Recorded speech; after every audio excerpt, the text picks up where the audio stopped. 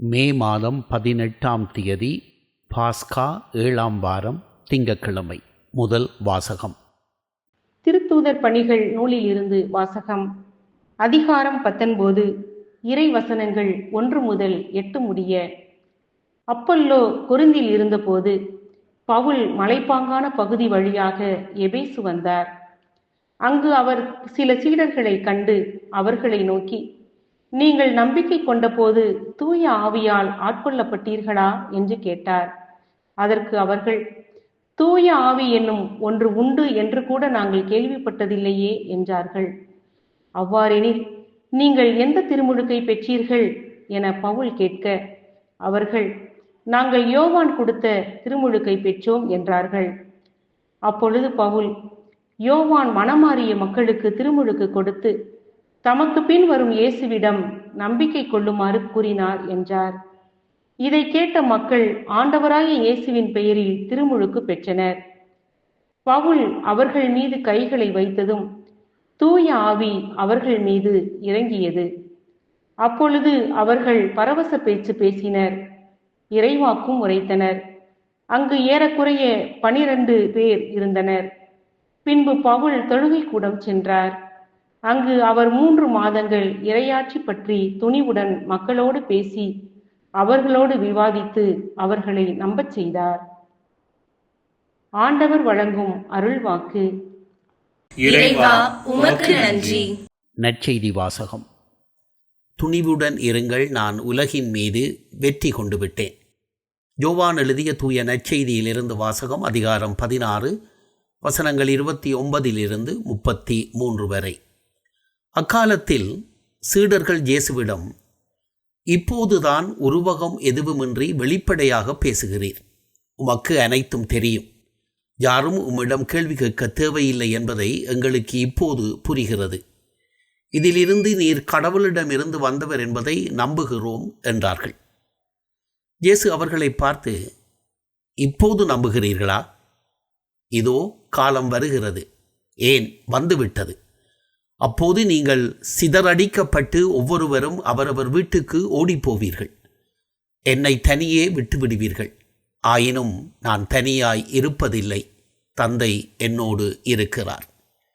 என் வழியாய் நீங்கள் அமைதி காணும் பொருட்டே நான் இவற்றை உங்களிடம் சொன்னேன்.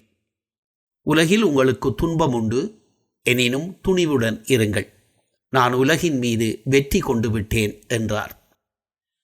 ஆண்டவரின் அருள்வாக்கு. கிறிஸ்துவே, உமக்கு புகழ்.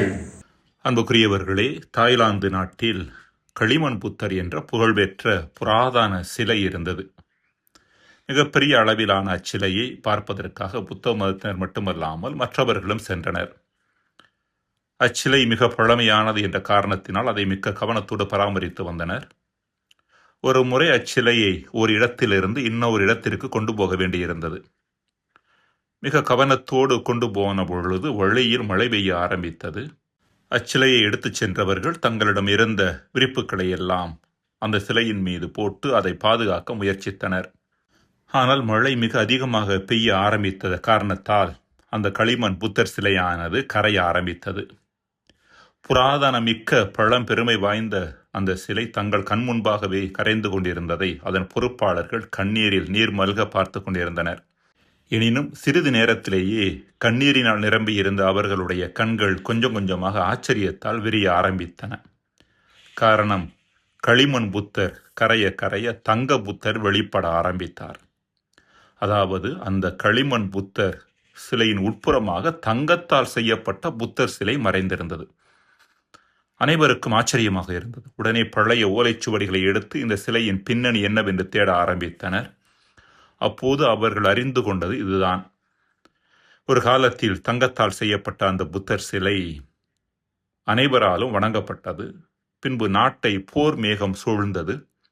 நாட்டை தாக்க எதிரிகள் முனைந்த பொழுது அவர்களது கண்களிலிருந்து இந்த விலை உயர்ந்த பொக்கிஷத்தை பாதுகாப்பதற்காக களிமண்ணை பூசி அதை மறைத்தனர்.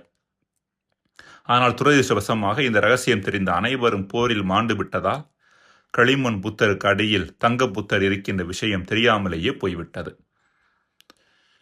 அன்புக்குரியவர்களே, களிமண்ணிற்கு உள்ளே தங்கம் இருந்தது போல நமக்குள்ளும் விலை மதிப்பற்ற இறைவனது பிரசன்னம் உள்ளது.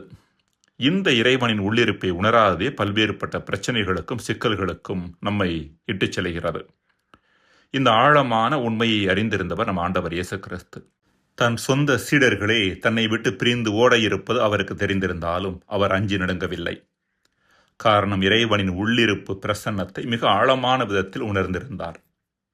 இதையே நான் தனியாக இருப்பதில்லை, தந்தை என்னோடு இருக்கிறார் என்ற வார்த்தைகள் வாயிலாக சுட்டிக்காட்டுகிறார். அன்புக்குரியவர்களே, தனித்திருத்தல் அலோன்னஸ் என்பது வேறு, தனிமையாக இருத்தல் லோன்லினஸ் என்பது வேறு. தனித்திருத்தல் என்பது உடல் அளவில் பிறரிடமிருந்து ஒதுங்கி இருப்பதாகும். தனிமையாக இருத்தல் என்பது உள்ள அளவிலும் உறவு அளவிலும் பிறரால் ஒதுக்கப்பட்ட கைவிடப்பட்ட நிலையாகும். நம் வாழ்வு நலமாக இருப்பதற்கும் வளமாக மாறுவதற்கும் அவ்வப்பொழுது தனித்திருந்து மன்றாடுவதும் சுய ஆய்வுக்கு நம்மை உட்படுத்துவதும் அவசியமானது. எனவே தனித்திருப்பது உயர்வானது, உன்னதமானது. இதற்கு மாறாக தனிமையுணர்வு என்பது கொடூரமானது. நமக்கென்று யாரும் இல்லையே, நம்மை அன்பு செய்ய யாரும் இல்லையே என்று கலங்கி தவிப்பது. இறைமகன் இயேசு தன் சீடர்களால் கைவிடப்பட்ட தனிமை நிலைக்குள் தள்ளப்பட்டாலும் தந்தையினுடைய பிரசன்னத்தை தான் உணர்ந்த காரணத்தினால் தனிமை உட்பட எதுவும் தன்னை பாதிக்கப் போவதில்லை என்பதை முன்னறிவிக்கின்றார். கடவுளை உணர்ந்த உள்ளத்திற்கு தனிமை உணர்வு என்ற ஒன்றே கிடையாது. எல்லா காலங்களும் வசந்த காலங்களே. அன்பிற்குரியவர்களே, தனக்குள் இருந்த இறை பிரசன்ன உணர்வை ஆழமாக உணர்ந்த இன்னொரு நபர் புனித பவுல். சென்ற இடமெல்லாம் அவருக்கு பிரச்சனைகள் இருந்தன. ஆறுகளாலும் இடர்கள், என் சொந்த மக்களாலும் இடர்கள், பிற மக்களாலும் இடர்கள், நாட்டிலும் இடர்கள், காட்டிலும் இடர்கள், கடலிலும் இடர்கள், போலி திருத்தூதர்களாலும் இடர்கள், இப்படி எத்தனையோ இடர்களுக்கு ஆளானேன் என்கின்றார் புனித பவுல். 2 கொரிந்தியர் 11:26. எனினும் தனக்குள் இருந்த இறை பிரசன்னத்தோடு தொடர்ந்து தொடர்பில் இருந்தவர் அவர். எனவேதான் அவரால் ஆண்டவரோடு இணைந்து என்றும் மகிழுங்கள், மீண்டும் கூறுகிறேன் மகிழுங்கள் என்று சொல்ல முடிந்தது. பிலிப்பியர் 4:4. நமக்குள் இருக்கின்ற இறை பிரசன்னத்தை நாம் தூய ஆவி என்று சொல்லுகின்றோம். அந்த தூய ஆவியை புனித பவுல் தான் அனுபவபூர்வமாக உணர்ந்தது மட்டுமல்லாமல் பிறருக்கு கொடையாக வழங்கும் பேற்றையும் பெற்றிருந்தார். இதை விளக்குவதே முதல் வாசகம். எபேசு நகரில் இயேசு கிறிஸ்து மீது நம்பிக்கை கொண்ட 12 நபர்களுக்கு தூய ஆவியை அவர் கொடையாக வழங்கினார்.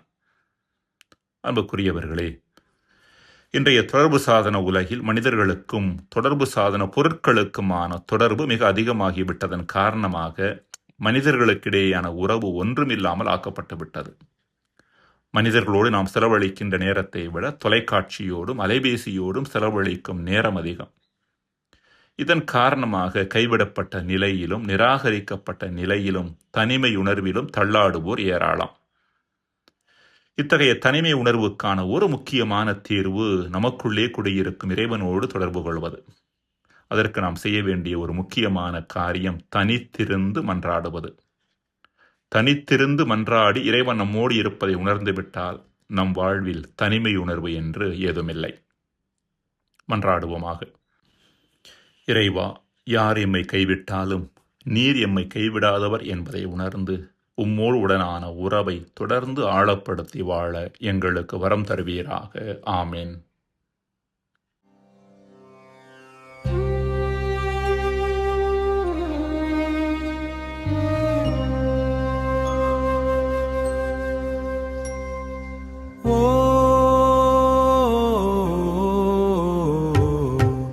ஆவியே வாரும், இயேசுவே வாழும், உலகை வென்ற இயேசுவே,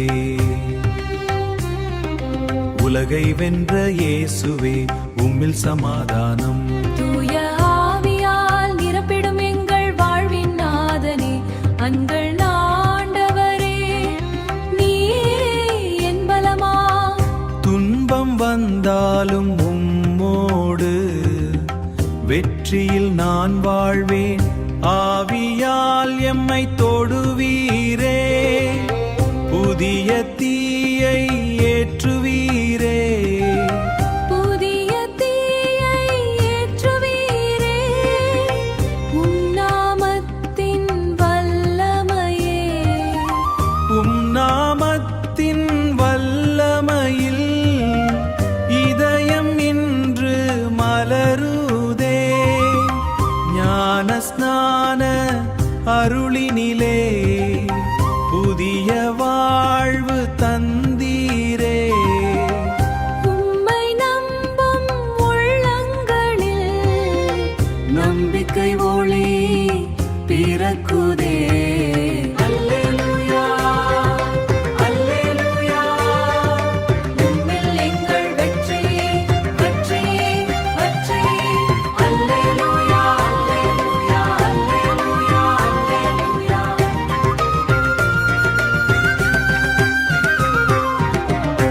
இயேசுவே சமாதானம், உலக துயரம் சூழ்ந்தாலும் உம்மில் அமைதி நிலைக்குமே. சிலுவையின் பாதை இருளானாலும் உம் ஒளியம்மை நடத்துமே. அஞ்சாதே என்று சொன்னீரே, என்றும் துணையாய் நின்றீரே. உலகை